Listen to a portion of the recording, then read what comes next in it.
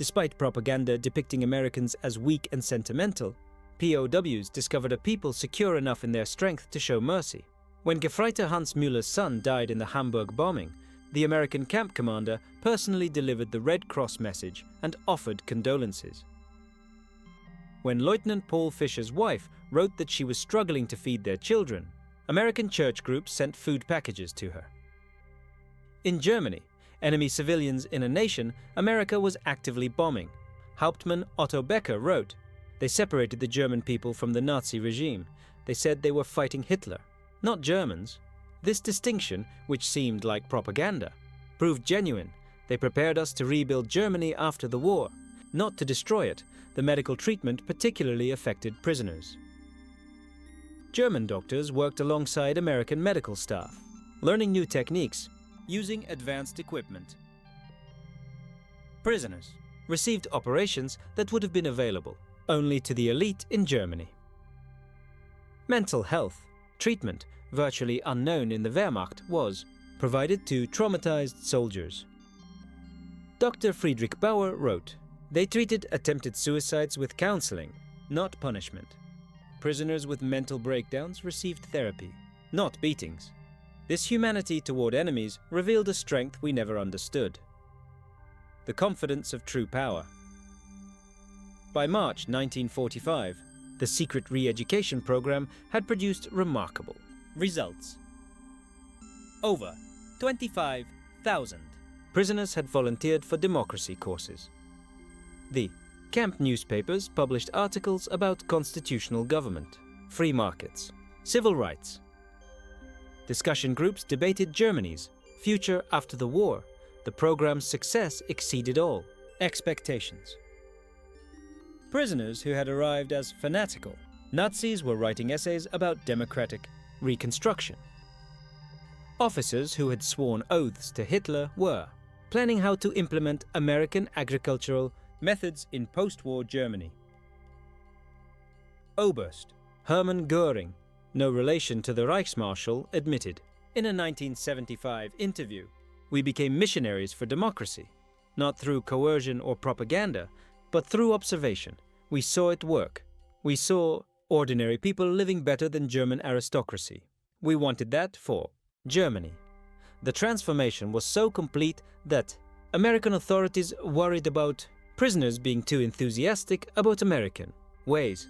Some requested to stay in America after the war. Others married American women they met through prison correspondence programs. Thousands would eventually immigrate to America. In the 1950s, April 1945 brought the final revelation as American forces liberated concentration camps in Germany. The footage was shown to German POWs. Many refused to believe it initially, claiming it was propaganda, but the evidence was overwhelming. Testimony from American soldiers, photographs, newsreels, and eventually letters from Germany confirming the horror. The psychological impact was devastating. Men who had maintained some pride in German honor despite military defeat now faced the complete moral collapse of their nation. Everything they had fought for was not just defeated, it was evil. Hauptmann Walter Schmidt wrote the most eloquent summary. "We thought we were warriors for a great cause. We discovered we were tools of criminals. We believed we were bringing civilization to inferior peoples. We found that we were the barbarians. The Americans we called weak and decadent showed us what civilization actually meant." As the war ended in May 1945, German POWs faced repatriation with mixed emotions. They had witnessed an America that contradicted everything they had believed. They had eaten better as prisoners than as soldiers. They had been treated with more dignity by enemies than by their own government. The last months of captivity were spent preparing for return to a destroyed Germany. American authorities provided vocational training, agricultural education, political instruction. Prisoners learned about the Marshall Plan before it was announced, understanding that America would rebuild rather than punish Germany. Oberst Friedrich von Thümen wrote, "They prepared us to rebuild our country. They gave us skills, knowledge, hope. They transformed defeated soldiers into future citizens. This generosity from victors was incomprehensible to minds shaped by Nazi vindictiveness. Between 1945 and 46, 371,683 German POWs were repatriated from American camps. They returned to a Germany divided, destroyed, and destitute. But they brought with them something precious: knowledge of how a democratic industrial society functioned. The German POWs who experienced American prosperity became unwitting agents of transformation in post-war Germany. They had seen industrial efficiency, agricultural productivity, democratic prosperity. They knew reconstruction was possible because they had witnessed a society that had achieved it. Many former POWs rose to prominence in West Germany's reconstruction. Hans Kroll, prisoner at Camp Shelby, became West German ambassador to the United States. Walter Hallstein, who taught classes at Camp Como, became president of the European Commission. Rüdiger von Weckmar, held at Camp Herne, served as German permanent representative to the United Nations. Eduard Ackermann, prisoner at Fort Robinson, became a leader in German agricultural reform. They brought American methods to German industry, American efficiency to German agriculture, American democratic ideals to German politics. The economic miracle of the 1950s was built partly on knowledge gained in American prison camps. Hans Kroll wrote in his memoirs, "We learned that prosperity came from freedom, not conquest. We saw that democracy created wealth, that diversity brought strength, that treating workers well increased production. These lessons, learned as prisoners, shaped the new Germany." Historians have called the German POW experience in America one of the most successful re-education programs in history, without coercion, without propaganda in the traditional sense. American industrial might and democracy converted hardened Nazis into future democratic citizens. The program succeeded because it relied not on words, but on observation. Prisoners saw American society functioning at peak efficiency, while treating enemies with dignity. They witnessed industrial capacity that made German production look primitive. They experienced a standard of living that exposed Nazi promises as fantasies. Dr. Arnold Kramer, the leading historian of German POWs in America, concluded, "America won the propaganda war not through clever messages, but through sheer reality. Every full meal, every electric light, every working toilet was an argument against Nazism. The POWs were converted by prosperity. The statistics support this assessment. Of the 371,683 German POWs held in America, fewer than 1% attempted escape. Only 2,222 total attempts recorded. 0 successful permanent escapes. Most escapers recaptured within 24 hours. No American civilians harmed by escaped POWs. Post-war surveys showed that 95% rated their treatment as good or excellent. Most remarkably, thousands maintained correspondence with American families for decades after the war. In 1985, on the 40th anniversary of the war's end, surviving German POWs held a reunion. Austin, Texas, over 500 former prisoners returned to America, many bringing their families to show them where their transformation had begun. Former Oberfeldwebel Hans Weiss had been held at Fort Robinson, Nebraska, later returned to become a physician in Georgetown, Maine. He spoke at the reunion. Life in the camps was a vast improvement for many of us who had grown up in cold water flats in Germany. We discovered running water, central heating, abundant food. But more than that, we discovered dignity. Former Stabsfeldwebel Kurt Meyer had worked on farms in Iowa. He added, "The farmers treated us not as enemies, but as young men far from home. They shared their meals, their knowledge, sometimes their homes, this humanity from people whose sons were fighting against us. This changed us forever. At the 1985 reunion dinner, former Oberst Hermann Gartz, then 78 years old, delivered the keynote address, an address that captured the essence of the transformation. We came to America as enemies, as Nazis. As believers in a lie, we left as friends. As Democrats, as men who had seen the truth. His voice carried across the auditorium, former prisoners and their American hosts listening in silence. America showed us that strength comes not from conquest, but from production, not from hatred, but from diversity, not from tyranny, but from freedom. We witnessed the arsenal of democracy at full production. We saw farmers who produced food for the world, workers who built the tools of victory, citizens who treated enemies with dignity. We learned that America's true weapon was not its bombs or tanks, but its inexhaustible capacity for creation and its unshakable confidence. He paused, the room utterly still. We returned to Germany with a mission to build a society that could create rather than destroy, that could prosper through peace rather than war. The Germany that rose from the ashes was built on lessons learned in American prison camps. We who came as conquerors left as students. His final words rang out clear. To America, from your former enemies, now your friends. Thank you for showing us the way. The auditorium erupted in standing ovation, Americans and Germans together. Former enemies united in recognition of a transformation that had seemed impossible when those first trains rolled into Texas in June 1943. The magnitude of the German POW experience in America can be measured in stark statistics. Over 500 camps across 45 states, every state except Nevada, North Dakota, and Vermont. 175 main camps with 325 branch camps. Camps built to house from 250 to 12,000 prisoners each.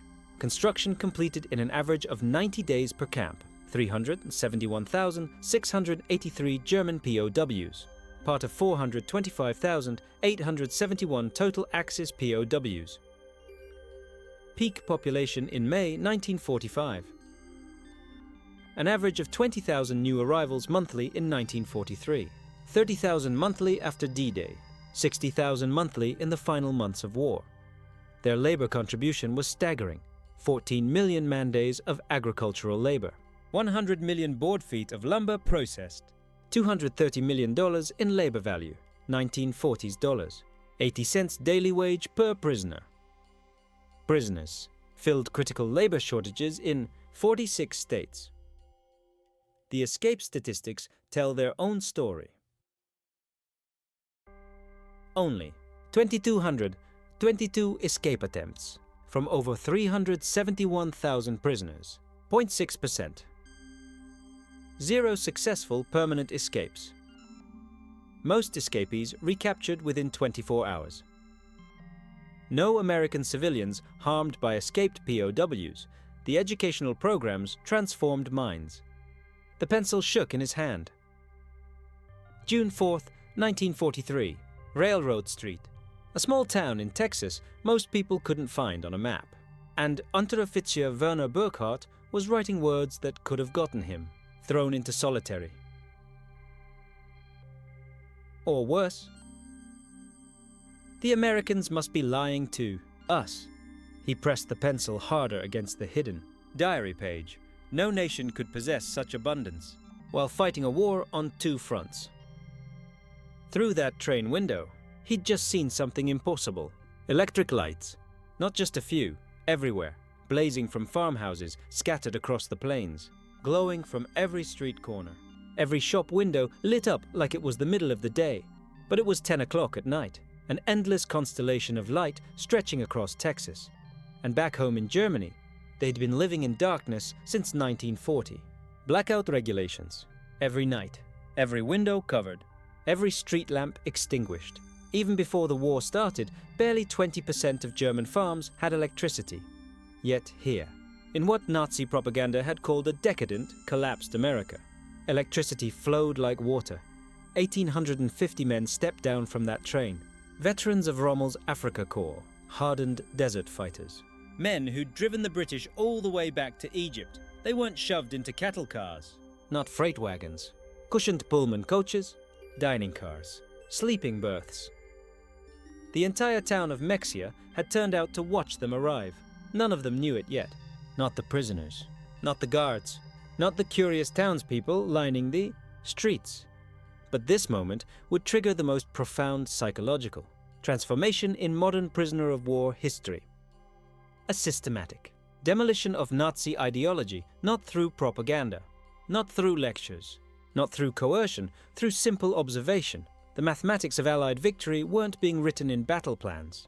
They were being written in production statistics, in electric grids, in factory outputs, in wheat yields and steel tonnage, numbers that would shatter every assumption these soldiers carried about their enemies, their homeland, and their cause.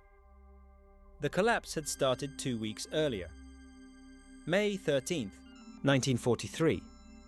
Tunisia.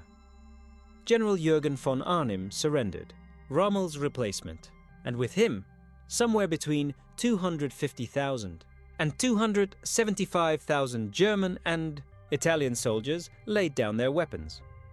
The numbers varied, because scattered units kept surrendering over several days, but the result was the same: the Wehrmacht's most experienced desert fighters, men who'd earned the grudging respect of Montgomery himself, suddenly prisoners. Among them was Hauptmann Friedrich Redke, holder of the Iron Cross First Class, veteran of the France campaign, wounded twice in North Africa. His diary, discovered decades later in the National Archives, would provide historians with the most detailed account of what happened next. What American captivity did to the German mind. The journey from defeat to revelation began in the port of Oran, Algeria, 30,000 prisoners waiting in makeshift camps for transport ships. And already, American efficiency was cracking their preconceptions.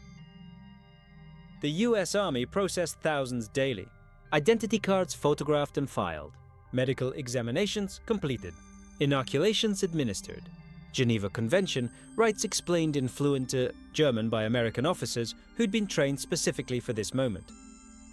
But the first real shock came with the food. Oberfeldwebel Hans Müller had been captured with the 21st Panzer Division. 8 months later, he wrote to his mother, "In the cage at Oran, while we waited for ships, the Americans fed us better than we had eaten in 6 months of desert warfare. White bread, real coffee, meat twice a day. We thought it was propaganda, that they were trying to impress us. We didn't realize this was their standard military ration. The Liberty ships that would carry them across the Atlantic were themselves monuments to American industrial capacity. The SS Robert E. Peary had been built in 4 days, 15 hours, and 29 minutes at Kaiser Shipyards in Richmond, California. A fact that would have been dismissed as impossible propaganda if the Germans had known it. These vessels were being produced at a rate of 3 per day at peak production. They were returning from delivering supplies to the European theater. Rather than sail back empty, they carried human cargo, up to 30,000 POWs per month by summer 1943. The Aorinda, 2-week Atlantic crossing in July 1943, provided the second phase of psychological demolition. Feldwebel. Kurt Zimmermann of the 90th Light Division kept a detailed account. Letters to his family after repatriation. The ship's crew, he noted, disposed of more food waste each day than his entire company had received in weekly rations during the final months in Africa. The American sailors threw away half-eaten steaks, whole loaves of bread, gallons of milk that had sat too long. He wrote about watching them do it openly, without thought, not to mock the prisoners, but because to them, this waste meant nothing. Their supply was limitless. The ships themselves became floating, classrooms in American power. POWs discovered that the vessel carrying them was one of 27, 110 Liberty ships that would be built during the war, each one requiring 250,000 parts, assembled from components manufactured in 32 states. The engines came from 3 separate factories, each producing 900 horsepower cylinders, then assembled in ports that had barely existed 2 years earlier. Lieutenant Oberst Wilhelm von Stauffenberg came from an aristocratic Prussian family. They'd served in every German war since Frederick the Great. Years later, he would write in his memoirs about approaching the American coast. I watched the radar antenna rotating above the bridge. This technology, which we believed only we, and perhaps the British, possessed in limited quantities, was standard equipment on a cargo vessel. It was then I first suspected that Germany had already lost the war. August 2nd, 1943. Norfolk, Naval Base. Virginia. The first sight of America shattered the last remnants of Nazi propaganda about American industrial weakness. The base sprawled across 4,300 acres, docks stretching for miles, cranes loading and unloading dozens of ships simultaneously. In a single day, this one port handled more tonnage than the entire German port of Hamburg managed in a week. Gefreiter Johann Weber had been a factory worker in the Ruhr before his conscription. He counted 47 cargo ships in various stages of loading or unloading.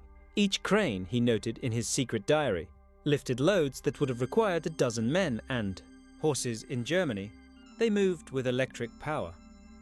Smoothly, continuously. Without the coal smoke that choked our industrial cities. The prisoners were formed into columns for the march to waiting. Trains. Along the route, they passed parking lots. Hundreds of civilian automobiles, belonging to dock workers. In Germany, private automobile ownership remained a privilege of the wealthy and party elite. The Volkswagen, promised to the German people since 1934, remained a propaganda dream. Fewer than 1,000 ever delivered to civilians. Here, ordinary laborers drove to work in their own cars, but nothing prepared them for the trains themselves. Not boxcars. Not the 40 and 8s that had carried German troops across Europe. 40 men, or 8 horses, full passenger coaches. Pullman cars with padded seats that converted to sleeping berths. Dining cars with white tablecloths and silver cutlery. Observation cars with panoramic windows. Hauptmann Redke wrote, "We boarded like tourists, not prisoners." The American guards seemed almost embarrassed by the comfort. One sergeant apologized that the air conditioning wasn't working. Properly in our car, air conditioning. In August, we had believed such luxury existed only in Hitler's personal train. The 3-day train journey from Norfolk to the camps of Texas and Oklahoma would prove more destructive to Nazi ideology than any military defeat. As the trains rolled through Virginia, the prisoners pressed their faces against windows, witnessing an America that couldn't exist according to everything they'd been told. Every small town blazed with illumination.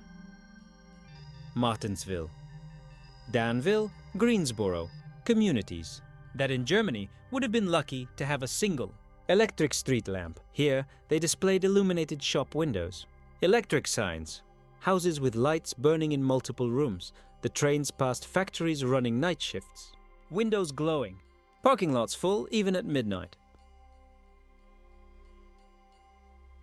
Oberfeldwebel, Meyer's father, was a Nazi party bloc leader in Hamburg. A letter discovered in 1987 recorded his thoughts that first night. We passed through dozens of cities. Everyone had more electricity than all of Hamburg. The guards told us this was normal, that every American town had electricity since the 1920s. I called him a liar. He just shrugged and said we would see. In Roanoke, Virginia, the train stopped for water and coal. The prisoners watched as American railway workers performed in 30 minutes what would have taken 2 hours in Germany. Automated coal loaders, electric water pumps, mechanized lubrication systems. Every aspect of the operation demonstrated technological superiority. More disturbing still was the casual wealth of the workers. Themselves, they wore leather boots that would have cost a German laborer 2 months' wages. They drank Coca-Cola from glass bottles and threw the empties into bins without thought. They smoked cigarettes continuously, stubbing them out half-finished. Feldwebel Hinrich Müller was an electrical engineer from Siemens before the war. He calculated that the single railway yard they stopped in used more electricity in 1 hour than his entire district in Berlin used in a day. The waste was magnificent. They left lights burning in empty buildings. Electric fans ran in vacant rooms. It was the carelessness of infinite resource. As the trains crossed into Tennessee and Kentucky, the prisoners encountered American industrial power in full display. Through the windows, they watched endless factories, each one larger than anything most had seen in Germany. The Alcoa aluminum plant in Tennessee stretched for 3 miles along the river, its electric furnaces consuming 175,000 kilowatts of power, more than the entire city of Munich. Near Louisville, the train slowed as they passed the rubber town complex, synthetic rubber plants that had sprung from empty fields in just 18 months. 4 massive facilities, each employing thousands of workers, producing 800,000 tons of synthetic rubber annually. Germany, despite inventing the process, had never managed more than 120,000 tons in its best year. Oberleutnant Erich Hoffmann was a chemist from IG Farben. In a post-war interview, he recalled, "I knew those plants. I could see the distillation columns, the catalytic crackers. Each facility was more advanced than anything we had built. And there were 4 of them, just in this one location. They told us there were dozens more across the country." The trains passed Ford's Willow Run plant outside Detroit, visible from miles away. This single factory, built in just 9 months, produced a B-24 Liberator bomber every 63 minutes. At peak production, 42,000 workers assembled bombers from 1,550,000 parts, manufactured by 1,500 subcontractors.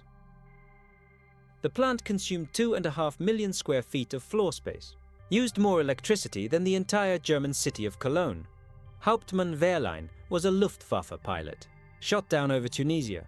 He pressed his face against the window as they passed, counted 17 B-24s in various stages of completion.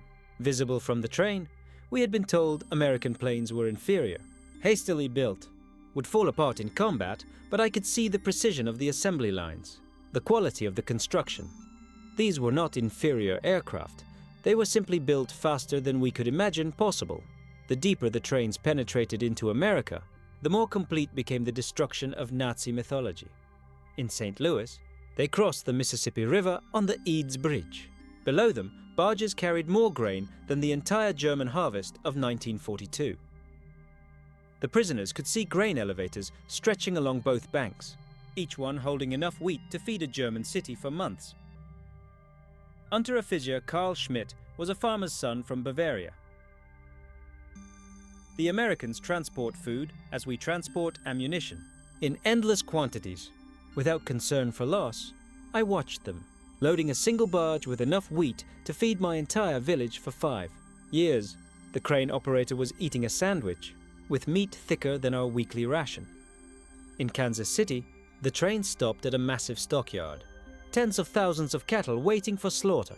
The smell of meatpacking plants filled the air for miles with German POWs who had subsisted on 200 grams of meat per week in Africa, when, lucky, watched American workers eating beef sandwiches. During their lunch break, Gefreiter Paul Fischer wrote, "They ate meat like we ate bread." No, that's wrong. They ate meat like we wished we could eat bread. The guard bought us hamburgers from a stand near the station. Meat, cheese, vegetables on white bread. For 15 cents. He bought 20 of them without thinking. Paid with a single dollar bill. This was not special. This was their normal food. The arrival at the camps themselves provided the next level of cognitive demolition. Camp Hearne, Texas. Built in just 4 months. Housed between 3,000 and 4,800 prisoners in conditions that exceeded what most had known as civilians. Wooden barracks with electric lights, flush toilets, hot showers, steam heat, each building constructed with more lumber than entire German villages possessed. The camp hospital astounded the medical personnel among the prisoners. Oberstarzt Dr. Friedrich Bauer was Chief Surgeon of the 164th Light Division. he found himself in a facility better equipped than most German civilian.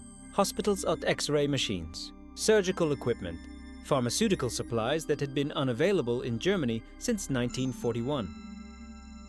All standard provision for enemy prisoners. They had penicillin. Dr. Bauer would later testify about this miracle drug that we had only heard rumors about. They used it freely, even on prisoners with minor infections. German soldiers were dying for want of basic sulfur drugs. And the Americans were giving us their most advanced medicine without hesitation. Thoxi Ichos, camp kitchen, became another classroom in American prosperity. Prisoners assigned to cooking duties discovered walk-in refrigerators, electric mixers, automated dishwashers, gas ranges that could prepare meals for 5,000 men. The daily ration included fresh milk, eggs, meat, vegetables, white bread, quantities that German civilians hadn't seen since 1939. Feldwebel. Otto Krebs was a former hotel chef from Munich. Today, we threw away more food than my family has seen in 3 years. Not spoiled food, simply excess. The American. Regulations require we prepare 10% more than needed to ensure every prisoner receives full rations. The surplus is discarded. Wept as I threw perfectly good bread into the garbage. By September 1943, the labor shortage in American agriculture led to the employment of POWs in fields and factories across the country. This decision, driven by necessity, would prove more destructive to Nazi ideology than any propaganda program could have achieved. Groups of prisoners were trucked daily to work sites, traveling through the American heartland without blindfolds. Without restricted routes, they saw everything: the endless fields of corn and wheat, the factories running 3 shifts, the shops full of goods, the parking lots full of cars, the houses with refrigerators and radios. At a cotton gin outside Houston, Unteroffizier Herbert Lang watched a single machine process more cotton in 1 hour than his entire village could have handled in a month using traditional methods. The gin was powered by electricity from the Colorado River Authority, part of a rural electrification program that had brought power to 90% of Texas farms by 1943. The farmer who owned the gin was nobody special, not aristocracy, not a party member, just a farmer, yet he had electricity, running water, a truck, a car, a tractor. His workers, including the Negroes, ate lunch from boxes containing more food than German workers received in a week, and this was normal. Every farm we passed was the same. In Nebraska, prisoners worked in sugar beet fields, witnessing agricultural mechanization that defied comprehension. A single combine harvester could do the work of 100 men. The fields stretched to the horizon, each one larger than entire German counties. The farmers spoke casually of yields that would have been fantasy in Germany: 60 bushels of wheat per acre, compared to Germany's 30 on the best land. Gefreiter Wilhelm Hoffmann was working on a farm outside Scottsbluff.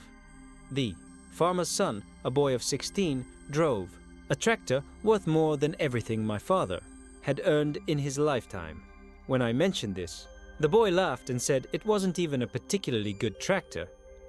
His father was waiting for a new model from John Deere that would be even better. The most devastating revelations came to those prisoners who worked near or in American factories. Geneva Convention rules prohibited direct war production work, but POWs could work in industries that freed American workers for military production. This technicality allowed thousands of German prisoners to witness American industrial capacity firsthand. At a Campbell's soup factory in New Jersey, prisoners watched production lines that processed more tomatoes in a single day than most German factories handled in a month. The facility operated with a skeleton crew, women and elderly men. Most young workers were in the military, yet production exceeded peacetime levels. Stabsfeldwebel Ernst Wagner had worked in a German food processing plant before the war. He documented the experience. Everything was automated. Electric conveyor belts, automatic filling machines, steam cookers that processed hundreds of cans. Simultaneously, one elderly woman monitored controls that managed what would have required 50 workers in Germany. She did this while listening to a radio and drinking coffee. Near Detroit, prisoners unloading coal at a power plant gained glimpses of the automotive industry's conversion to war production. The River Rouge complex, visible across the water, employed 100,000 workers, producing jeeps, aircraft engines, tanks. The plant consumed 1.5 million kilowatts of electricity daily, more than the entire city of Hamburg. Oberfeldwebel Franz Kellner wrote, "We could see the parking lots, thousands of cars belonging to workers." Workers. In Germany, even our officers rarely owned cars. Here, factory workers drove to work. The guard told us many workers owned 2 cars, one for work, one for family use. We thought he was mocking us. By winter 1943, the cumulative impact of these observations was producing what American intelligence officers called ideological collapse syndrome among the prisoners. The Special Projects Division, the secret re-education program run by the Provost Marshal General's office, documented increasing numbers of prisoners requesting access to American newspapers, books, and educational materials. Major Paul Newland was a member of the monitoring team. He reported in December 1943, "The prisoners no longer argue when shown production statistics. They have seen too much. The most fanatical Nazis have become quiet. They still maintain loyalty to Germany, but no longer speak of victory. Many openly question what they were told about America." The camp newspapers produced by prisoners themselves began reflecting this transformation. Der Ruf, the Call, published at Fort Kearny, Rhode Island, gradually shifted from defiant nationalism to discussions of democracy, economic systems, and post-war reconstruction. The editors, carefully selected anti-Nazi prisoners, found their audience increasingly receptive. Lieutenant Hermann Gartz was captured with the 10th Panzer Division.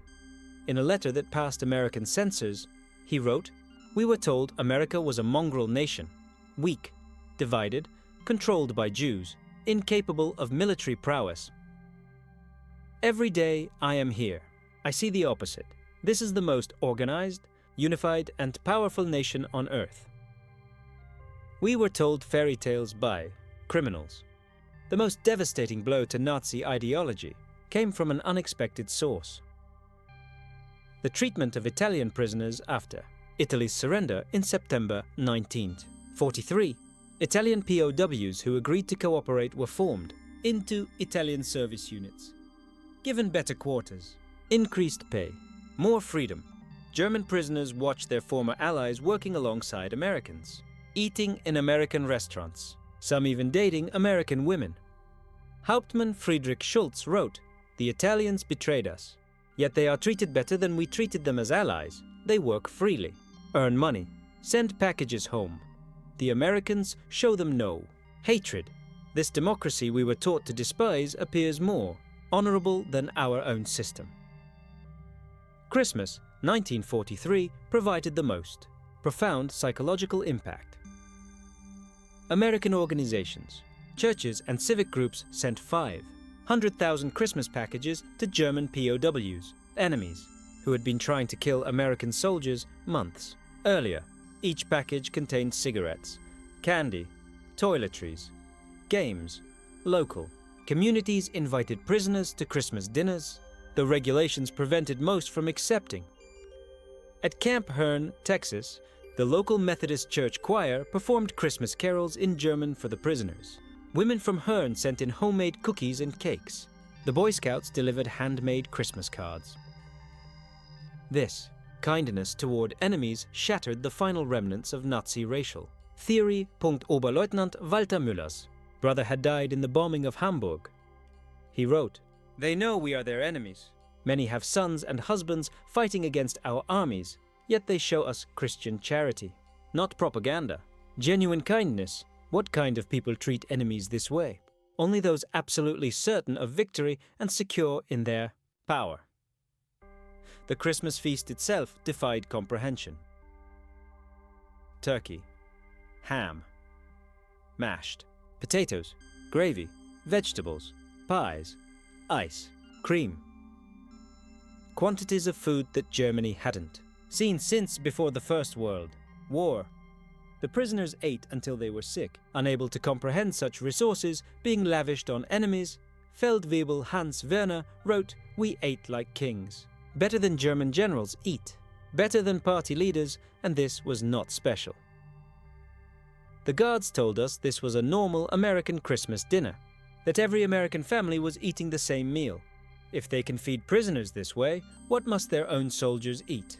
By early 1944, over 40,000 German prisoners were enrolled in educational programs. They studied English, American history, mathematics, sciences. The University of Chicago provided correspondence courses. Stanford University sent professors to lecture on democracy and economics. The thirst for knowledge was insatiable. Prisoners who had been told Americans were cultureless barbarians discovered libraries with millions of books, universities that welcomed all social classes, scientific research that led the world. They read American newspapers freely, comparing multiple viewpoints, something impossible in Nazi Germany. Hauptmann. Dr. Wilhelm von Braun was a physicist, conscripted from the Kaiser Wilhelm Institute. He attended lectures on atomic physics at Camp Shelby. Years later, he wrote, "American professors, including Jewish refugees from Germany, taught us without hatred. They spoke of science as universal, belonging to all humanity." They were years ahead of German research, and they shared knowledge with enemies. This generosity of spirit was incomprehensible to minds shaped by Nazi ideology. The camp theaters showed American films, not propaganda, regular Hollywood productions. Prisoners watched Gone with the Wind, seeing a depiction of American defeat and recovery that resonated with their own situation.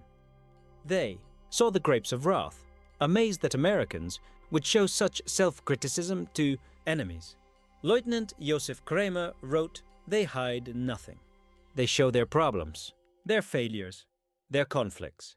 Yet this honesty makes them stronger, not weaker." In Germany, such criticism would mean death. Here, it is considered patriotic. Spring 1944 brought expanded prisoner labor.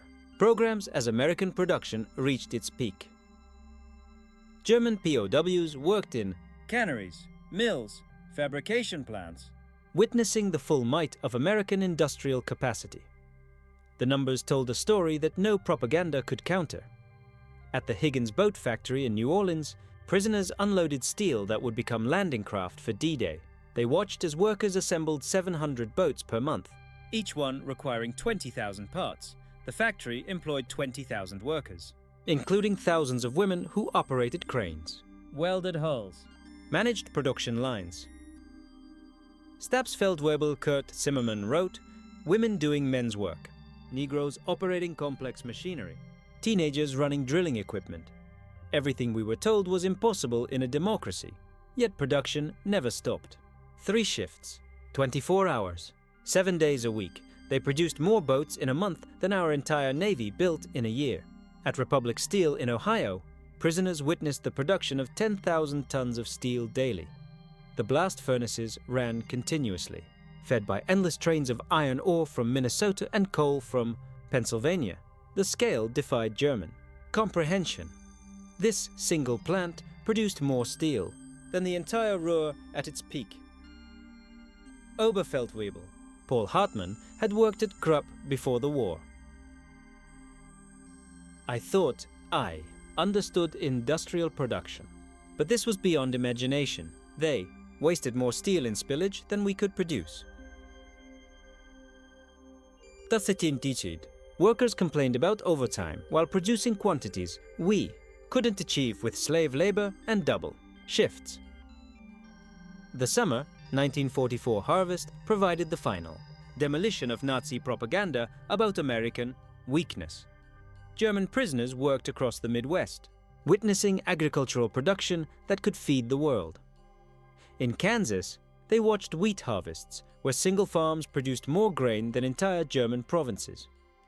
Combines moved across fields like ships across an ocean of gold, each one harvesting 100 acres per day.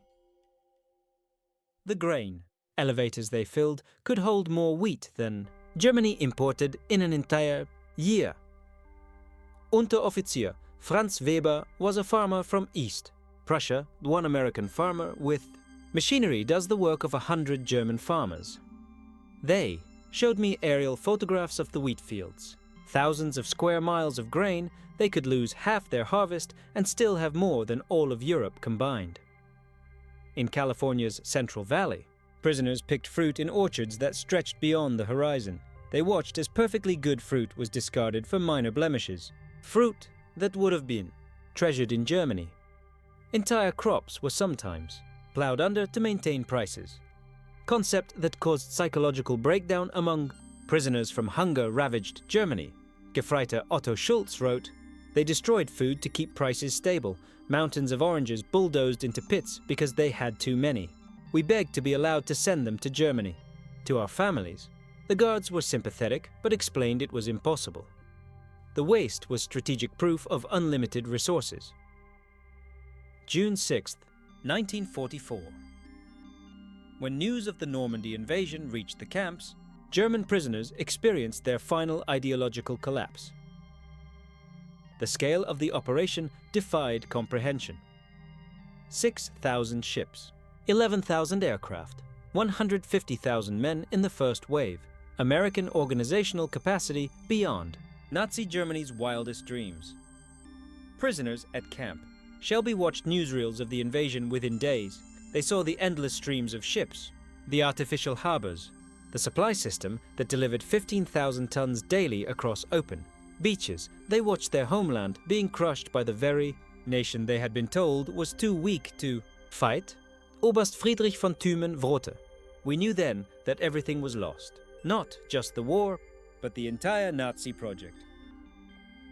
We had challenged the world's greatest industrial power with fairy tales and racial mythology. We sent horses against their trucks, rifles against their automatic weapons, courage against their unlimited resources."